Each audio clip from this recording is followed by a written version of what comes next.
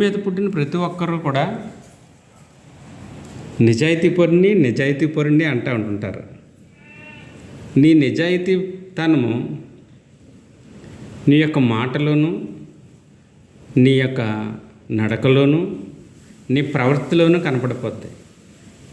కాబట్టి ఈ విషయాన్ని ఒక్కసారి మనం చూసుకొని చెక్ చేసుకొని ఏదైనా సరే పొరపాట్లు ఏమైనా ఉంటే చక్కదిద్దుకొని ఒక మంచి మాట ఇతరులకు చెప్పగలిగే విధానంలో మనం నడవాలని నా యొక్క ఉద్దేశం.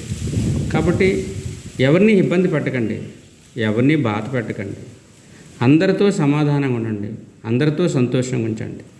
కక్ష చేత, క్రోధము చేత మనం ఏమీ చేయలేము.